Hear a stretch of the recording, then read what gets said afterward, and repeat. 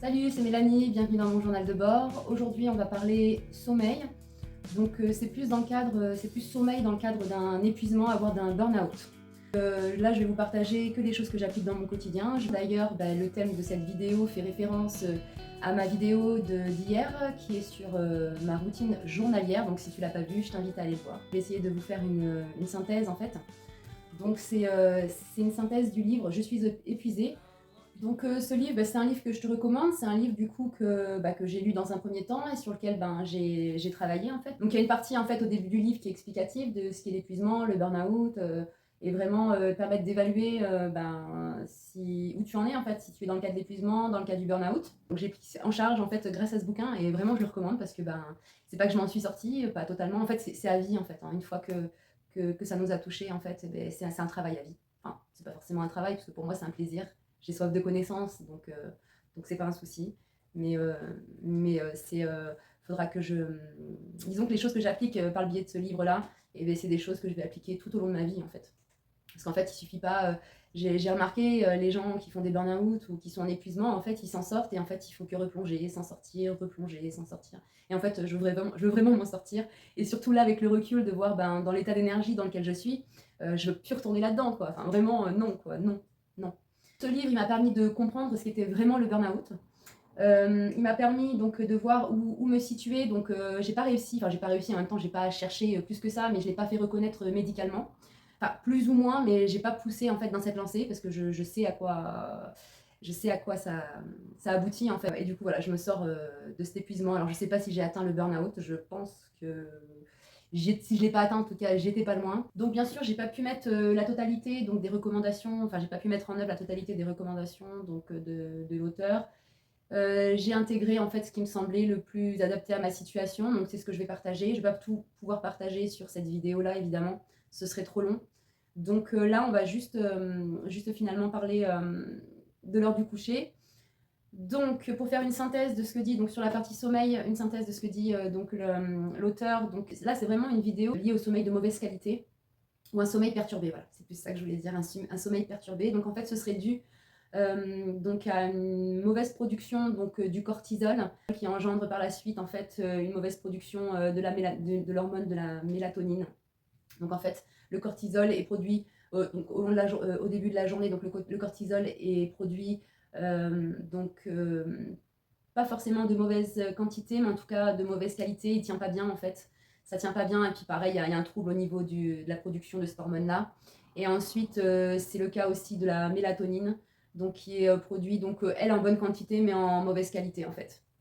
Et donc c'est un cercle vicieux comme ça qui perdure comme ça de jour en jour. Et en fait, cette production a été altérée en fait par rapport à nos comportements, au fait que on a poussé, qu'on n'a pas écouté son corps, on n'a pas écouté son état de fatigue, focus à ce qu'on a à faire, à tenir notre quotidien.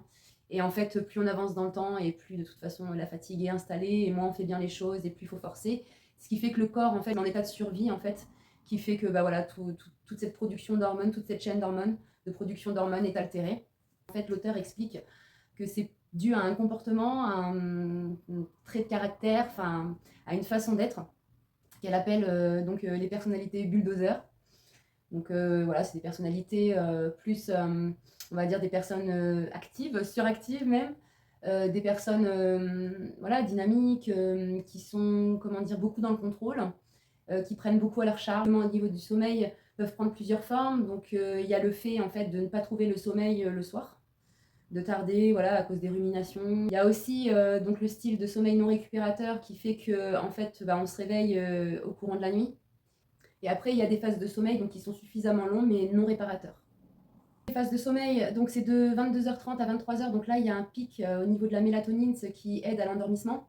De 23h à 2h du matin, donc là, c'est la phase de récupération physiologique, donc le corps. Et après, de 2h à 6h du matin, c'est la phase de récupération psychologique. Enfin, psychique. La phase de récupération psychique. Donc il est important en fait de bien respecter, voilà, que le sommeil soit complet en fait de 23h à 6h le matin. Donc voilà pour la partie explication. Donc maintenant on va passer à l'action. Donc là le but c'est de remettre tout ça bien en place. Et donc là en fait on va commencer par le sommeil. Donc on pourrait croire que, par exemple, lorsqu'on se fait arrêter par le médecin, qu'il faudrait passer sa journée au lit, sa nuit au lit, ce qui est faux. En fait, ce qu'il faut plutôt, ce serait donc se cadrer. Donc là, c'est l'objet de cette vidéo, vraiment se cadrer au niveau du sommeil. Ton médecin te pose un arrêt, forcément, là, vaut mieux prendre ta semaine ou tes 2 semaines à venir en étant couché. De toute façon, ton corps pourra rien faire de plus. Donc, vaut mieux se laisser ce temps. Mais ce que je veux dire, c'est que dans le temps, au-delà de ces 2 semaines, il faut se cadrer en fait, hein, et après, bon, dans la suite des vidéos, je vais donner un peu plus de détails et d'autres clés qui feront que tu auras suffisamment de repos dans une journée complète en fait. Ce serait de commencer à structurer son sommeil. Et donc bah, moi-même, c'est mon cas, hein, donc je me couche à 22h30. Donc c'est quelque chose que j'ai expérimenté. Donc là, je vous donne juste une première clé. Déjà, je vais donner des clés en fait au fur et à mesure des vidéos. Je pense que je vais rester pas mal de temps sur le sommeil parce qu'en fait, il y a pas mal de choses à dire. En fait, voilà, 22h30, donc ça peut paraître tard. Et souvent, enfin, il se peut, et moi c'était mon cas hein, quand j'étais dans cette phase d'épuisement. Le soir, enfin, je débauchais, je rentrais, je me couchais direct, quoi. Je me mettais dans mon lit, j'étais vraiment dans un état pas possible en fait. On faisait les devoirs, je faisais les devoirs des filles allongées. Je restais allongée toute la soirée. Et donc, je me levais pour préparer le repas et elles mangeaient seules et moi j'allais me coucher, quoi, clairement. Et donc en fait, donc je comprends que ça peut être difficile, mais dans le cas où vous avez un coup de pompe, par exemple, à partir de 20h, enfin déjà entre 16h et c'est 22h30, ben, ce que tu peux faire en fait, c'est si tu programmes un réveil d'un quart d'heure, tu t'allonges et voilà, de façon à ne pas partir dans un endormissement profond parce qu'en fait, à ce moment-là, tu prends sur ta production de mélatonine qui commence, mais qui n'est pas encore assez mature en fait en fait, tu gaspilles en fait cette hormone-là. Voilà. Donc elle n'est pas encore assez mature en fait pour après par la suite voilà, ne pas perturber ton sommeil quoi. Donc fais des micro-siestes comme ça de 15 minutes, allonge-toi, mets-toi un réveil, ne t'endors pas voilà, profondément surtout, et essaye de tenir comme ça jusqu'à 22h30 quoi. Donc bah, moi c'est ce que j'ai appliqué, et donc bah oui avec le temps, surtout, en fait là je te parle que du départ du sommeil, mais en fait j'ai été jusqu'au bout donc de l'expérience, et de tout ce que je vais t'expliquer dans les vidéos suivantes. Et clairement au bout de 2 semaines, j'ai vraiment ressenti que bah, du coup je m'endormais très facilement, et que mon sommeil était carrément réparateur, quoi. C'était vraiment mon rythme finalement, quoi. C'était mon rythme. J'adopte totalement, seulement des fois c'est pas possible de le faire, c'est là où je me suis égarée parce que effectivement du coup je reprends une activité. Et donc dans ce cas-là, bah, finalement, bon, de toute façon, je préserve le fait d'avoir une activité en journée, hein, je ne prendrai jamais un travail à faire la nuit, ça c'est clair et net. Et du coup, ce sera toujours en journée. Et donc, vu que je me donne qu'un petit laps de temps entre 3 semaines et un mois de mission, et bien finalement, c'est quelque chose que je mets à mal, on va dire. J'adapte mon sommeil du coup au travail durant cette période-là. Mais dès que c'est possible, je trouve des horaires qui s'y approchent le plus. Donc là, lorsque mes filles étaient... Donc là, elles sont en vacances, donc ça y est, je peux reprendre ce rythme de sommeil, hein, super. Donc depuis, ça fait 2 semaines maintenant que je reprends ce rythme-là. Et par contre, c'est vrai que quand mes filles étaient à l'école et donc moi j'étais à la maison, et ben en fait, je m'adaptais à leurs horaires à elles. Mais bon, ça faisait qu'une différence d'1 heure, c'était pas. Voilà. Mais je sens en fait que là, je suis vraiment. Ben, là, mon sommeil est pleinement réparateur, quoi. Là, durant les 2 mois de vacances, c'est comme ça que ça va se passer. Et donc, c'est super. Donc, si tu peux pas, bah, essaye de prendre au moins des horaires desquels tu peux te rapprocher.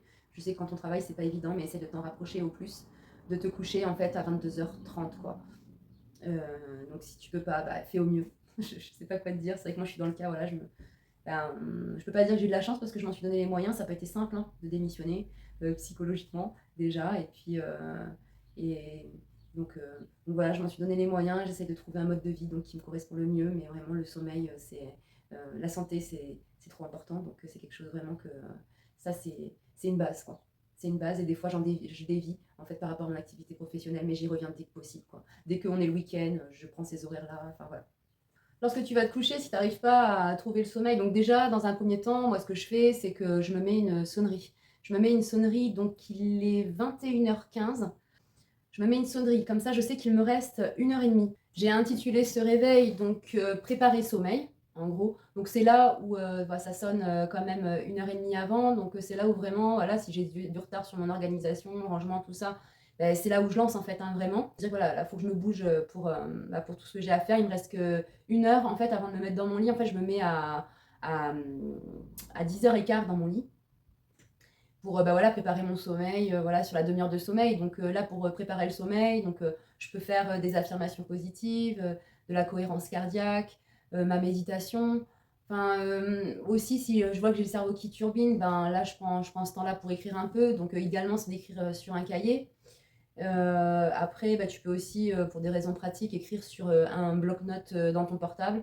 Donc Note, Notion, enfin il y en a d'autres, hein. Notion, c'est à télécharger sur le Play Store. Note, c'est celui que j'ai intégré dans mon portable. Enfin, je pense que tout le monde a ce système de notes dans son portable. Donc tu te mets juste le filtre de lumière, en fait, histoire de filtrer la lumière bleue. Et puis voilà, ça fait le taf. Donc ça aide à l'endormissement. C'est un rythme qui a été entravé en fait bah, durant la période où j'ai dû travailler parce que du coup ben, j'ai démissionné et maintenant je décide donc bah, déjà de faire de cette chaîne mon activité principale, mais en parallèle je travaille. Donc j'ai travaillé mi-juin, non mi-mai à mi-juin, donc dans les vignes pour faire un complément de salaire, voilà, parce que bah, je veux continuer aussi à travailler. Je mise pas tout sur la création de contenu, sur le business en ligne en soi. Je mise pas tout là-dessus, mais en fait ce que je veux faire c'est à la suite faire des CDD, des petites missions. Donc idéalement, c'est pour... là, j'ai fait dans les vignes parce que bah, mon patron, c'est mon propriétaire et que je sais les besoins qu'il a et qu'il galère. Donc c'était plus, voilà, pour moi, montrer ma bonne foi donc auprès de Pôle emploi et puis bah, lui, le dépanner. Et donc du coup, bah, c'est ce que je vais préserver tous les ans. Je vais lui... Enfin, je me suis bloquée donc mi-mai, mi-juin pour les vignes. Mais par contre, tout le reste de l'année, ce sera dans le transport, histoire de ne pas perdre mes compétences. Et puis voilà, je vais travailler sur des missions de 3 semaines, prendre un temps de repos et puis bah, continuer sur la chaîne. Et je vais faire ça comme ça, enfin voilà, je vais faire des roulements comme ça tout au long de l'année. Voilà, j'ai quitté le CDI, j'ai aucun regret, clairement mon CDI, il ne desservait que mon patron. À un moment donné, si je pouvais bénéficier d'un crédit immobilier, clairement, bah, en fait, si j'ai entrepris la démarche, donc j'avais le droit à 110 000 euros exactement de prêt. Sauf que pour 110 000 euros, ben, t'as pas grand chose en fait, à part une maison à rénover. Et les fois où j'ai réussi à me placer sur une maison, bah, finalement, j'ai réussi à gravir comme ça les échelons, mais finalement, j'ai juste servi de figurante voilà, pour que mon agent immobilier puisse trouver bah, une personne, le temps que mon agent immobilier trouve une personne qui achète cash la maison. Donc moi, ça a été de l'administratif, de courir à droite à gauche, des démarches pas possibles. Enfin, mon énergie était vraiment déjà très limitée. Et donc, quand j'ai vu ce dans quoi je mettais les pieds, j'ai vite fait demi-tour. Donc, bah, par la suite, j'en ai conclu que mon CDI ne desservait que mon employeur. Donc moi, le CDI, c'est terminé. Maintenant, c'est de l'intérim ou des CDD. Mais je n'ai aucun intérêt, mis à part... Enfin, non, franchement, j'ai aucun intérêt à ça. Peut-être qu'un jour, j'aurai une maison. Peut-être que je pourrais me l'acheter cash. Mais en tout cas, non, le CDI, c'est fini, quoi.